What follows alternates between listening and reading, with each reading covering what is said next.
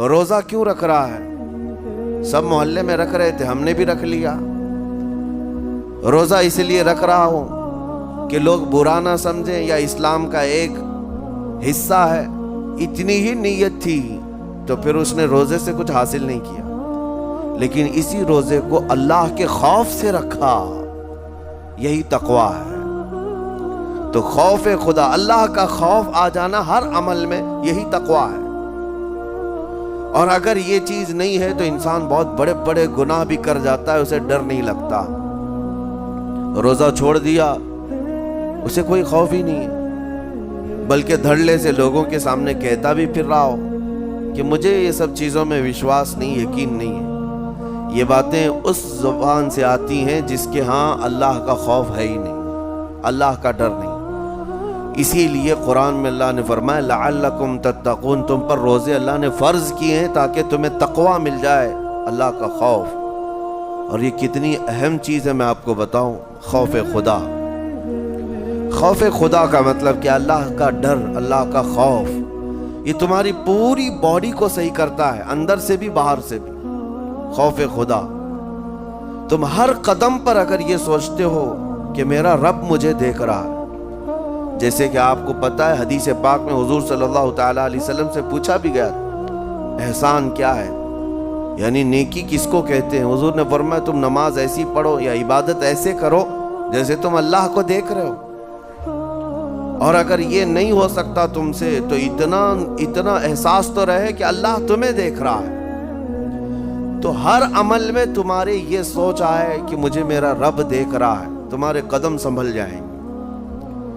آج آپ مسجد میں بیٹھے ہیں، ادب سے بیٹھے ہیں، حالانکہ ایک آدھے گھنٹے کے بعد جسم کو پھیلنے کی حاجت ہونے لگتی ہے، تھوڑا پیر پھیلا لوں، پیٹھ کو ٹیک دے دوں، نہیں کرتے آپ، اس لیے کہ آپ کو احساس ہے کہ امام صاحب دیکھ رہے ہیں، مفتی صاحب دیکھ رہے ہیں، یا پھر مجمع میں لوگ دیکھ رہے ہیں۔ تو یہاں پر ہمارے دیکھنے کے احساس سے آپ کے پیر نہیں پھیلتے ہیں، آپ پھیل کے نہیں بیٹھتے۔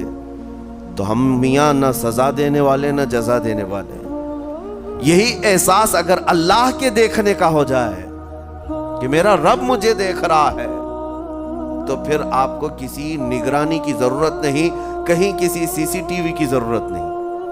اللہ کا خوف اگر بندے کے دل میں آ جائے، وہ ہر لمحے، ہر گھڑی، ہر علاقے میں محفوظ رہتا ہے، اپنے آپ کو محفوظ رکھتا ہے۔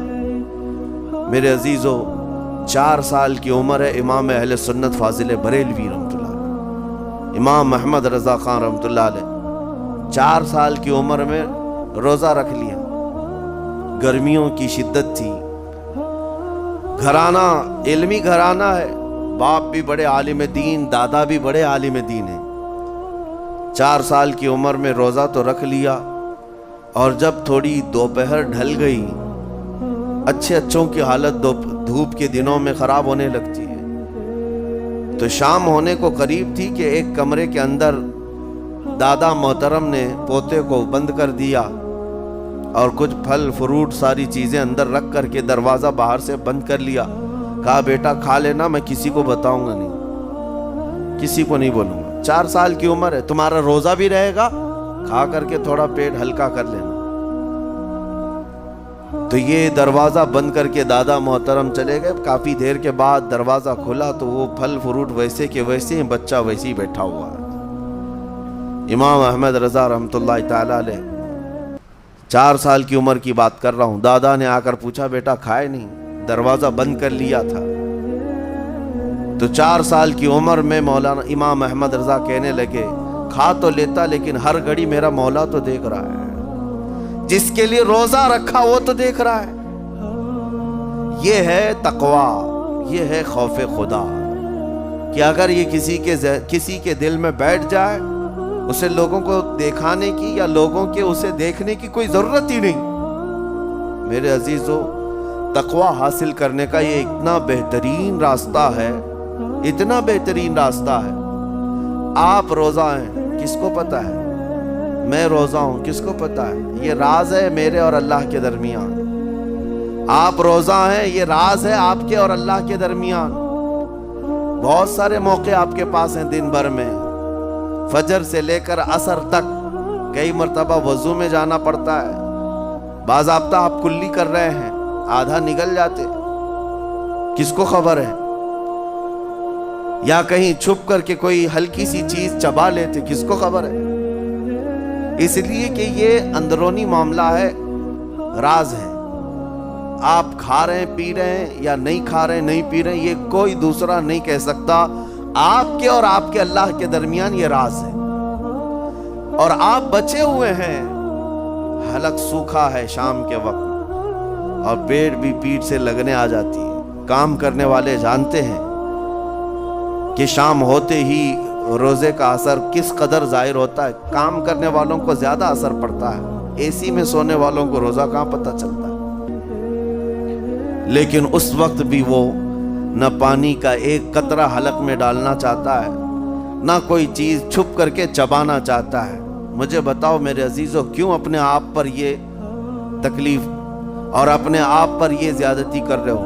آپ کو اندازہ ہوتا ہے یہ میں زیادتی نہیں کر رہا، نہ یہ اپنے آپ کو تکلیف میں ڈال رہا ہوں، یہ میرے رب کی رضا ہے، میں اسی پر قائم ہوں۔ اسی لیے فرمایا گیا کہ جب افطاری کا دسترخوان بچھتا ہے اور پہلے ہی آ کر کے لوگ بیٹھتے ہیں، اور یہ سنت بھی ہے، ایسے نہیں کہ بھاگتے بھاگتے آپ آئے، وقت ہوا کھجور لیے اور کھا گئے۔ افطاری کے وقت سے تھوڑی دیر پہلے بیٹھ جاؤ، تمہارے دسترخوان پر نعمتیں رکھی ہوئی ہیں، پھل بھی ہیں، میوہ جات بھی ہیں، کچھ کھانے پینے کی چیزیں بھی ہیں، ٹھنڈا شربت بھی ہے، دیکھتے ہوئے بیٹھے ہیں آپ، لیکن ہاتھ نہیں لگاتے ہیں۔ انتظار ہے وقت کا کہ ادھر سورج کے غروب ہونا ہے اور میری افطار ہونی ہے، اعلان سنتے ہیں، اذان سنتے ہیں، اس کے بعد آپ اٹھاتے ہیں، لیکن اتنی دیر تک آپ خاموش بیٹھے ہیں دسترخوان کے پاس، سارے لوگ دیکھتے رہتے ہیں۔ یہ وہ منظر ہے جس کو فرمایا گیا رب ذوالجلال بھی اپنے بندوں کو دیکھ رہا ہے، رب تبارک و تعالیٰ بھی دیکھ رہا ہے اپنے بندوں کو، اور سارے فرشتوں کو بلا کر میرا مولا اعلان فرماتا ہے یہ میرے بندے ہیں، دیکھو یہ شام کا وقت ہے، ان کے حلق سوکھ چکے ہیں، ان کے پیٹ میں بھوک کی شدت ہے اور ان کے سامنے اچھی نعمتیں پڑی ہوئی ہیں۔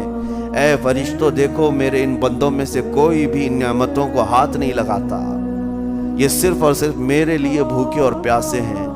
اور فرشتوں سے اللہ فرماتا ہے تم گواہ ہو جاؤ، ان کی حلق تر ہونے سے پہلے ان کے لیے میں نے جنت لکھ دیا۔ اسی لیے حدیث پاک میں ہے جب افطار کرتے میرے آقا صلی اللہ علیہ وسلم یوں ارشاد فرماتے ذهب الظمأ وابتلت العروق وثبت الاجر انشاءاللہ، پیاس بجھ گئی، رگیں ٹھنڈی ہو گئی اور اجر اللہ کے ہاں پکا ہو گیا۔ یہ حضور پاک ہر افطار میں عرض کرتے تھے۔ میں آپ کو یہ عرض کر رہا ہوں کہ یہ چھپی ہوئی چیز، اسی کا نام تقویٰ ہے۔ آپ صرف اور صرف بچے ہیں اللہ کے خوف سے۔